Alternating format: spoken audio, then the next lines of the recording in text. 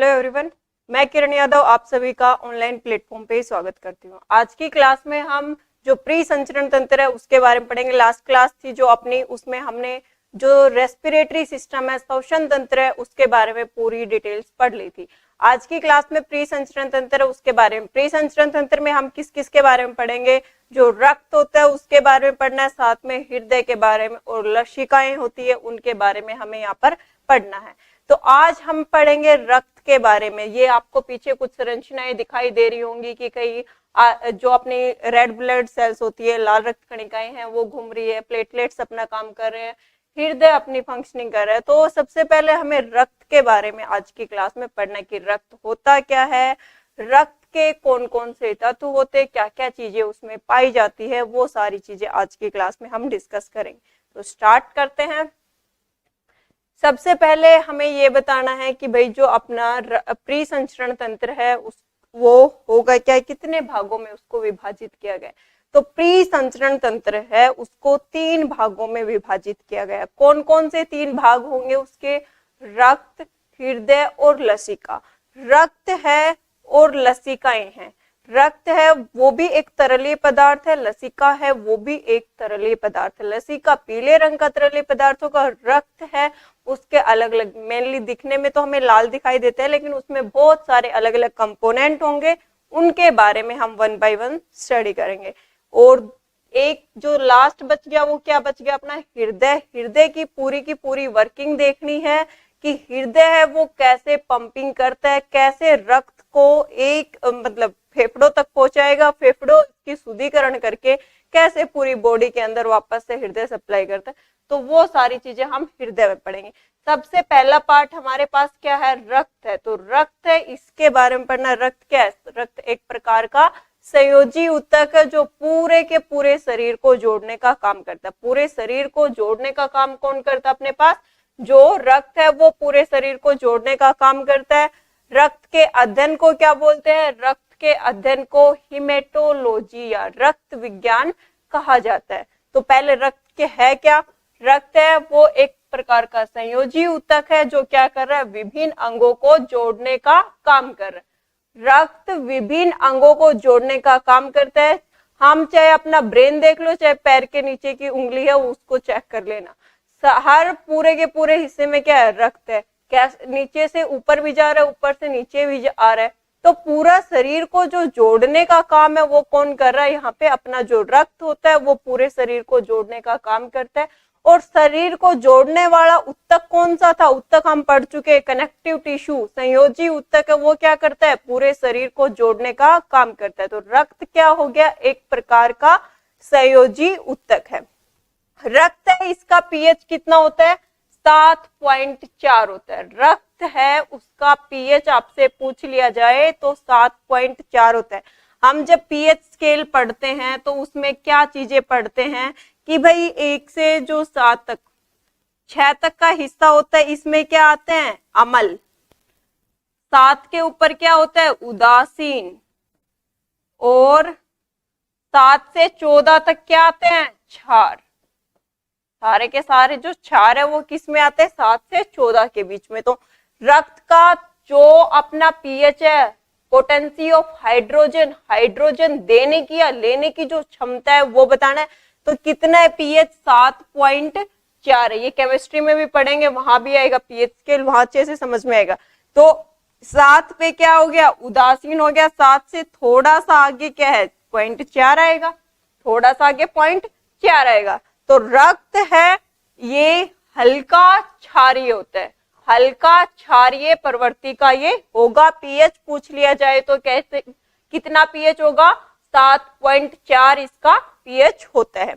रक्त का भार पूछ ले तो हमारे शरीर का जो भार है, मान लो किसी के शरीर का भार है 100 किलो, उस शरीर का भार कितना है? 100 किलो। तो इस 100 किलो का 7% जो भार है, मतलब 100 का 7% निकालोगे तो कितना आ गया? 7 किलोग्राम।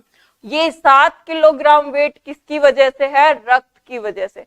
तो ये पूछ लिया जाए कि रक्त है उसके मतलब शरीर के कितने हिस्से के भार को वो घेरता है, तो कितने प्रतिशत? 7% भार को वो घेरता है। रक्त है शरीर के कुल भार को 7% हिस्सा उसका घेरता है।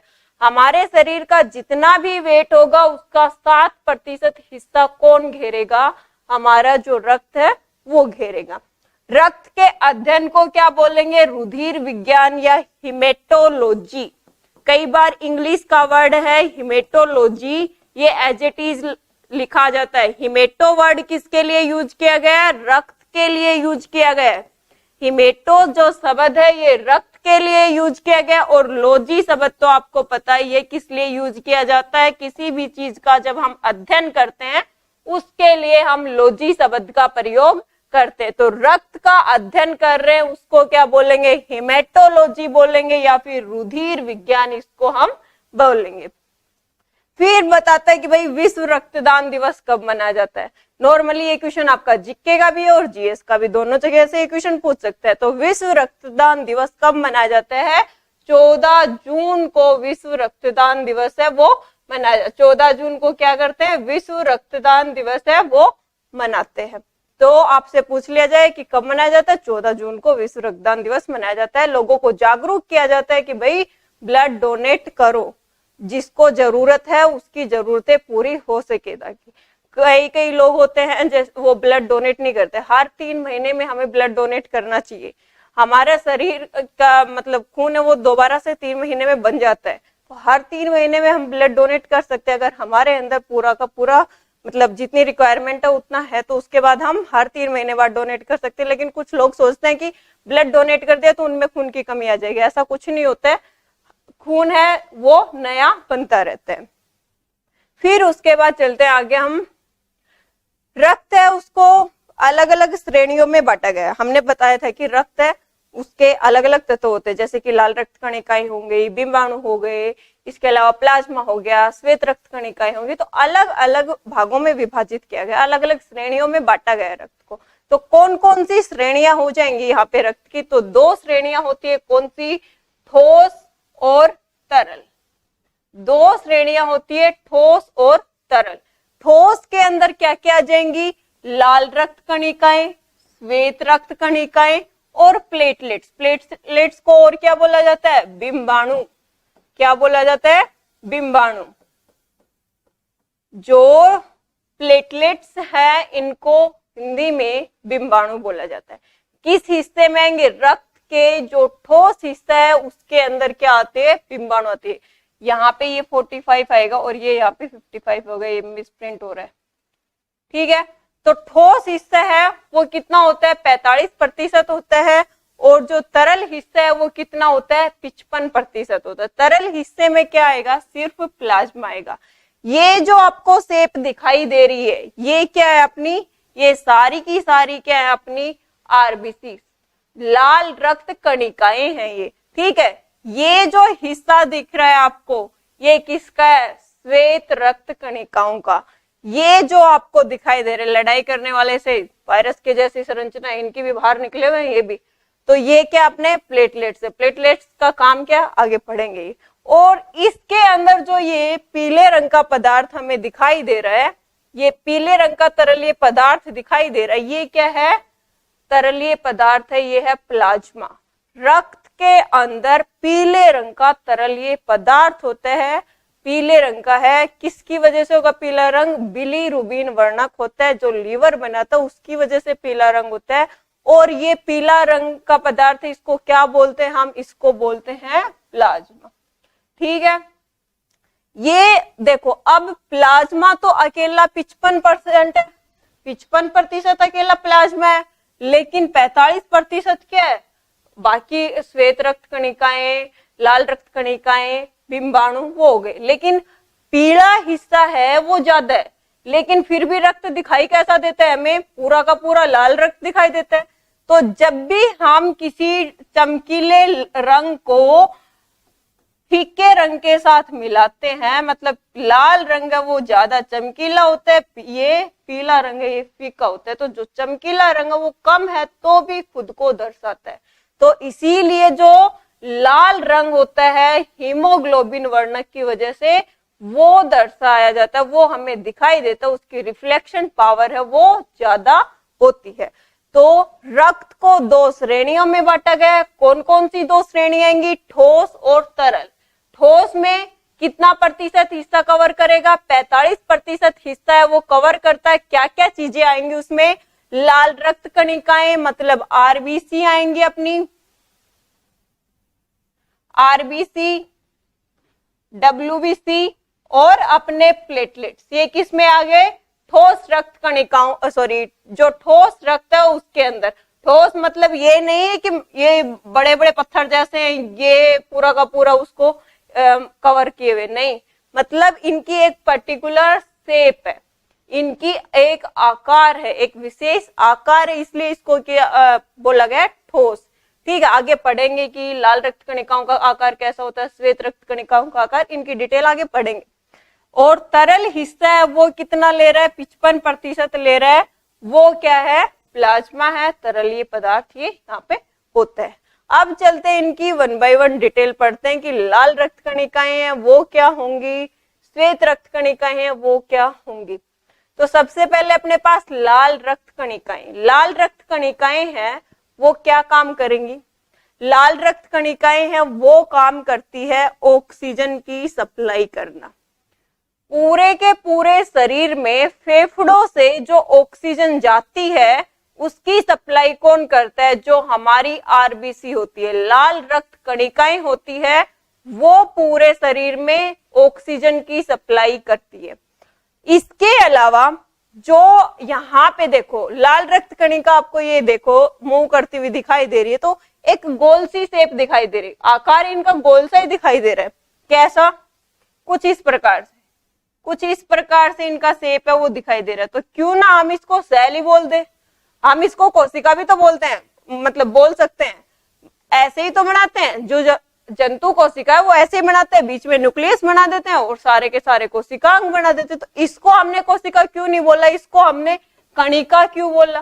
तो जो लाल रक्त कणिकाएं होती है उनके अंदर नाभिक नहीं पाया जाता, ये चीज ध्यान रखना।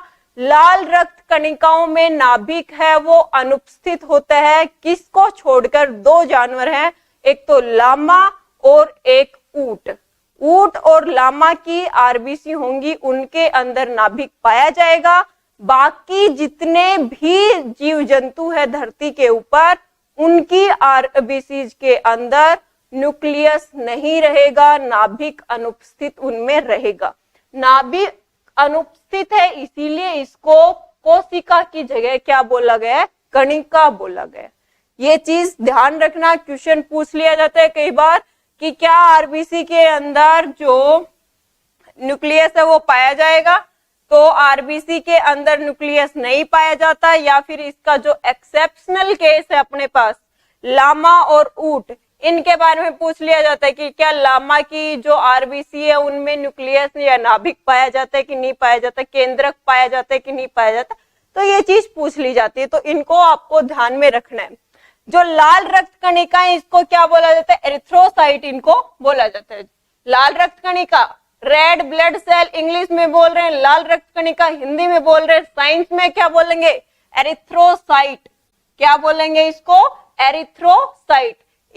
साइंस की भाषा में आरबीसी को एरिथ्रोसाइट कहा जाता है। जीवन काल कितने दिन का होता है? 120 दिन का।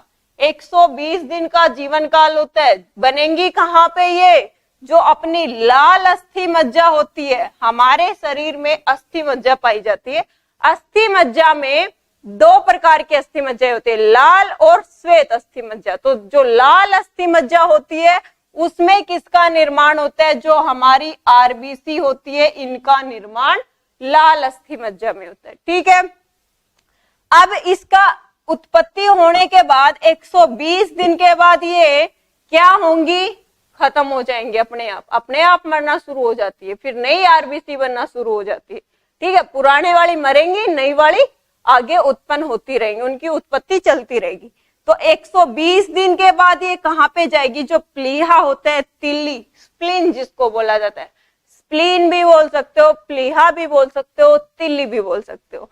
ये एक पार्ट है किसका? हमारी बॉडी का। तो उसमें जाके ये क्या हो जाती है, मर जाती है। इसलिए आरबीसी का कब्रिस्तान किसको कहेंगे हम, तिल्ली को कहेंगे, प्लीहा को कहेंगे, या फिर gravel yard of the RBC कौन हो जाएगा, स्प्लीन हो जाएगा। स्प्लीन को gravel yard of the RBC कहा जाता है, आरबीसी का कब्रिस्तान कहा जाता है। आरबीसी है उसका लाल रंग होता है, आरबीसी है उसका रंग कैसा होता है, लाल रंग होता है। आरबीसी का लाल रंग किसकी वजह से होता है, ऐसी कौन सी चीज उसमें पाई जाती है जिसकी वजह से उसका लाल रंग होगा, तो वो होता है हीमोग्लोबिन वर्णक। जो आरबीसी होती है उसमें हीमोग्लोबिन नाम का एक वर्णक पाया जाता है, जिसकी वजह से उसका रंग कैसा हो रहेगा, लाल रंग रहेगा। और यही हीमोग्लोबिन क्या करता है, ऑक्सीजन के साथ जुड़ता है और पूरे शरीर में ऑक्सीजन की सप्लाई करता है। कैसे करेगा, हीमोग्लोबिन ऑक्सीजन के साथ जुड़ेगा, किसका निर्माण कर देगा, ऑक्सी हीमोग्लोबिन। किसका निर्माण करेगा, ऑक्सी हीमोग्लोबिन। और यही ऑक्सी हीमोग्लोबिन पूरे शरीर में सप्लाई होता है। जहां जहां भी ऑक्सीजन की जरूरत है वहां वहां ऑक्सीजन की सप्लाई कर दी जाती है, आपूर्ति कर दी जाती है। आरबीसी की कमी हो जाए, अगर हमारे शरीर में आरबीसी की कमी हो जाए तो क्या होगा, आरबीसी की कमी हो जाएंगे, उसकी जो आरबीसी की संख्या है वो कितनी होनी चाहिए, 5 मिलियन होनी चाहिए। जो हमारा खून है उसकी एक बूंद ले, एक बूंद में कितना 0.001 ml खून लिया जाए, हमारा एक इतना रक्त लिया जाए, तो उसमें आरबीसी की संख्या कितनी होनी चाहिए, 5 मिलियन होनी चाहिए। इस 5 मिलियन से संख्या कम हो जाती, अगर इस 5 मिलियन से आरबीसी की संख्या कम हो जाती है तो कौन सी बीमारी हो जाएगी, हमें अनीमिया बीमारी है वो हो जाती है।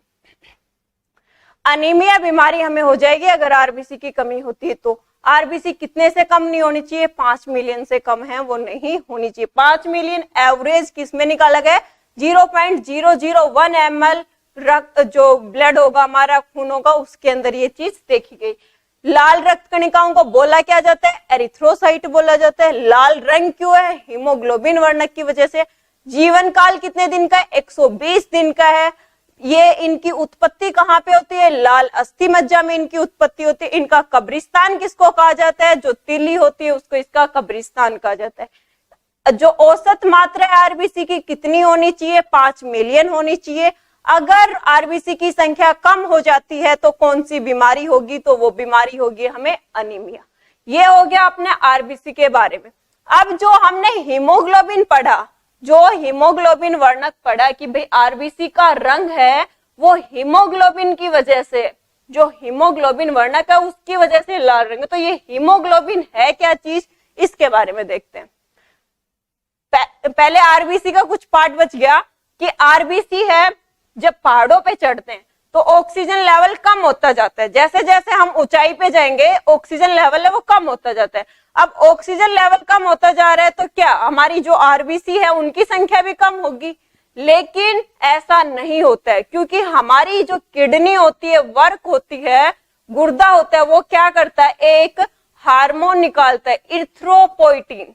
इरिथ्रोपोइटिन नामक हार्मोन या पदार्थ भी बोल सकते हो उसको, वो निकालता है। वो क्या करेगा, आरबीसी की संख्या बढ़ाएगा। अगर आपसे पूछ लिया जाए कि हम पहाड़ी इलाकों में जा रहे हैं या फिर किसी माउंटेन के ऊपर चढ़ रहे हैं तो उस टाइम हमारी आरबीसी की संख्या कम होगी या बढ़ेगी, तो आरबीसी की संख्या बढ़ेगी। कौन बढ़ाएगा, जो इरिथ्रोपोइटिन नामक पदार्थ है वो बढ़ाएगा। इरिथ्रोपोइटिन पदार्थ है वो कौन बनाता है, जो हमारी किडनी होती है, वर्क होता है, वो क्या करता है, इरिथ्रोपोइटिन है, उसकी जो मात्रा है उसको बढ़ाने में सहायक होता है।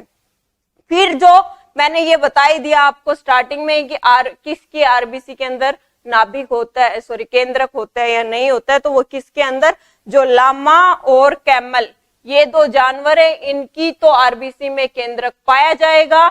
बाकी सबकी जो आरबीसी है उनके अंदर न्यूक्लियस है, केंद्रक है, वो क्या रहेगा, एब्सेंट रहेगा। आरबीसी का पूरा हो गया कि आरबीसी है वो कहाँ कहाँ प्रेजेंट है, कहाँ कहाँ क्या चीजें उसकी हो रही है, कहाँ पर वो ओरिजिन हो रहा है, क्या क्या उसके पर्यावरण पर भी उसका असर पड़ता है, तो वो सारी चीजें पढ़ ली। अब नेक्स्ट है अपना हीमोग्लोबिन, कि हीमोग्लोबिन है वो क्या चीज है। हीमोग्लोबिन है वो एक प्रोटीन। एक बात ध्यान रखना, जितने भी अपने अंदर हार्मोन निकलते हैं, एंजाइम निकलते हैं, सारे के सारे किससे बने होते हैं, या फिर वर्णक, जितने भी वर्णक पढ़ेंगे सारे के सारे किससे बने होते हैं, प्रोटीन से बने होते हैं। इसके अलावा अपनी जो एंटीबॉडी होती है या फिर एंटीजन, प्रतिरक्षी और प्रतिजन, प्रतिजन प्रतिरक्षी, ये दोनों ही किससे बने होते हैं, अपने प्रोटीन से बने होते हैं। तो हीमोग्लोबिन क्या है, एक वर्णक है। तो अभी मैंने बताया कि वर्णक किससे बने होते हैं, प्रोटीन से बने। तो हीमोग्लोबिन प्रोटीन द्वारा बनता है। काम क्या है, जो लाल रंग प्रदान कर रहा है रक्त को, किसकी वजह से, हीमोग्लोबिन की वजह से। तो हीमोग्लोबिन रक्त को लाल रंग है वो प्रदान करने का काम यहाँ पे करता है। हीमोग्लोबिन की मात्रा कितनी होती है, मतलब कितनी होनी चाहिए। तो जो मेल होते हैं, पुरुष होते हैं, उनके अंदर 14 से 17.2 ग्राम पर डेसीलीटर ये होना चाहिए। 2 ग्राम पर डेसीलीटर, 14 से 17.2 ग्राम पर डेसीलीटर होना चाहिए।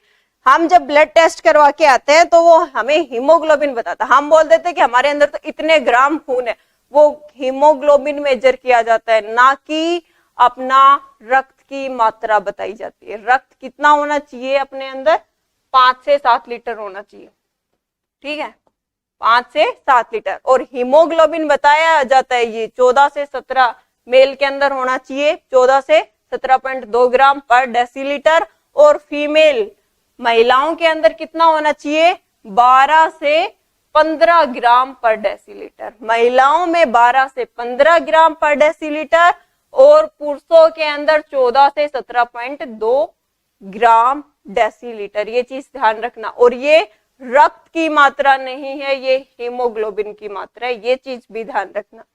हीमोग्लोबिन है, इसकी सबसे ज्यादा प्रतिक्रियाएं किसके साथ होती है, कौन सी गैस है, मतलब काम तो इसका गैस जोड़ने का ही है। क्या कर रहा है, ऑक्सीजन की सप्लाई कर रहा है, लाल रंग प्रदान कर रहा है, उसके अलावा क्या कर रहा है, ऑक्सीजन की सप्लाई कर रहा है।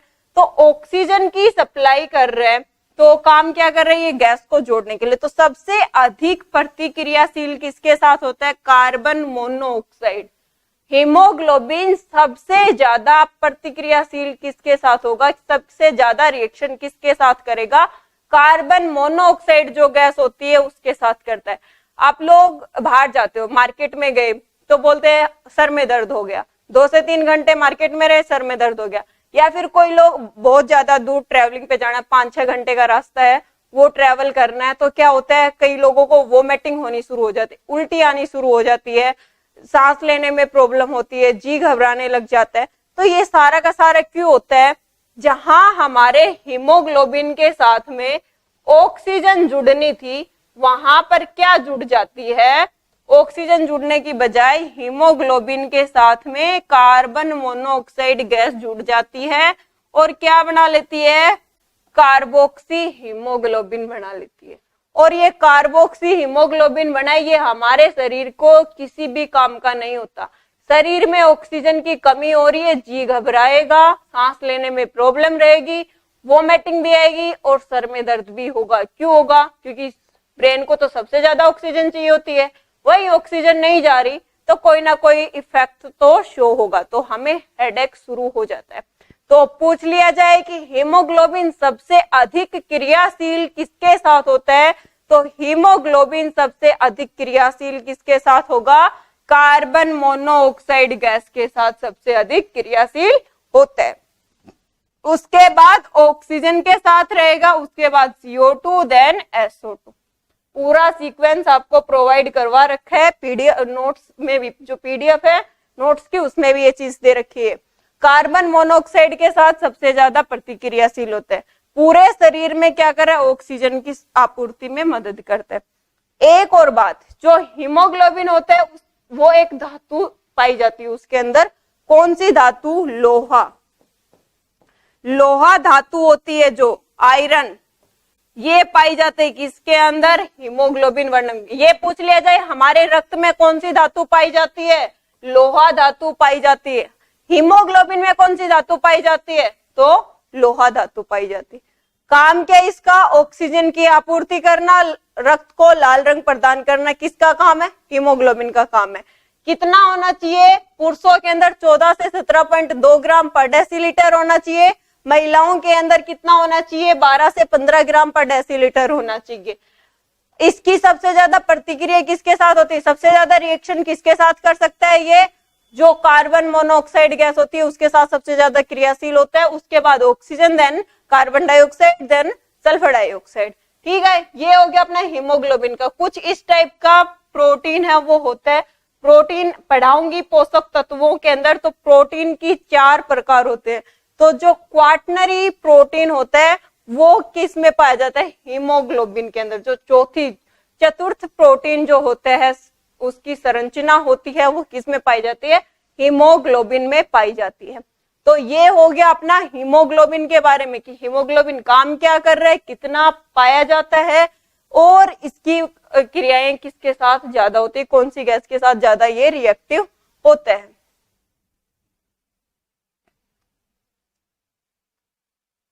फिर चलते हैं नेक्स्ट स्लाइड पे। नेक्स्ट है अपने पास श्वेत रक्त कणिकाएं। जो श्वेत रक्त कणिकाएं हैं WBC है, क्या काम करेंगी, कहाँ पे इनकी उत्पत्ति होती है, वो पूरी की डिटेल हमें पढ़नी। तो श्वेत रक्त कणिकाएं हैं, इनको क्या बोला जाता है? ल्यूकोसाइट। जहां भी ल्यूको शब्द आ जाए समझ लेना ये किसके लिए किया गया है? व्हाइट के लिए, सफेद के लिए ये वर्ड यूज किया जाता है। तो श्वेत रक्त कणिकाओं का, सफेद रक्त कणिकाओं का जो नाम है, वैज्ञानिक नाम साइंस में इसको क्या बोलेंगे? तो वो बोलेंगे इसको ल्यूकोसाइट। जीवन काल कितना होता है? 13 से 20 दिन। आरबीसी का कितना था? 120 दिन था। इसका सिर्फ 13 से 20 दिन का इसका जीवन काल होता है। इसकी जो उत्पत्ति होगी वो कहाँ पे होगी? सफेद अस्थि मज्जा में। जो WBC का निर्माण होगा कहाँ होगा? सफेद अस्थि मज्जा में वो बनती है। अब जो WBC है उसका कब्रगाह या कब्रिस्तान या ग्रेवल यार्ड किसको बोला जाता है? जिगर, यकृत। यकृत है, लीवर है हमारा, उसको क्या बोला जाता है? Gravel yard of the WBC, या फिर WBC का कब्रिस्तान किसको कहेंगे?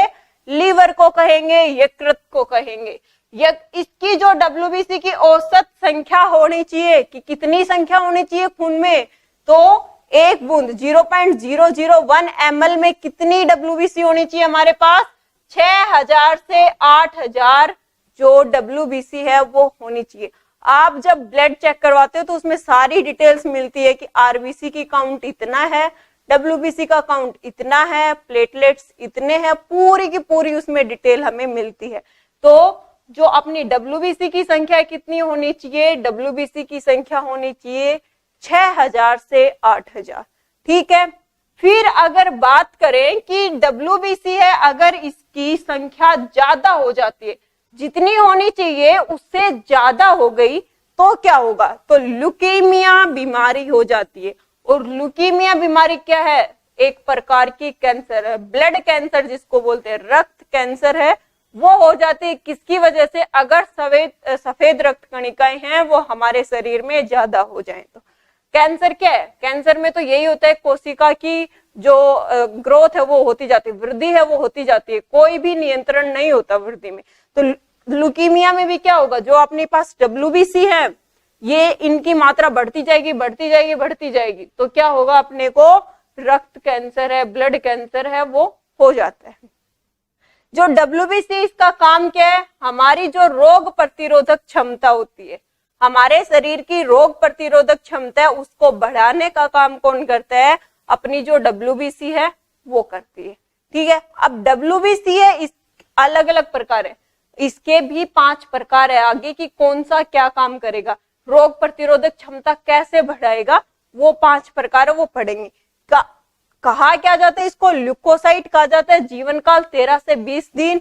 अगर उत्पत्ति पूछ ले तो सफेद अस्थि मज्जा में, कब्रिस्तान पूछ ले तो यकृत का। इसकी जो संख्या पूछ ले 6000 से 8000। इसकी वृद्धि से कौन सी बीमारी होगी? तो ल्यूकीमिया बीमारी है।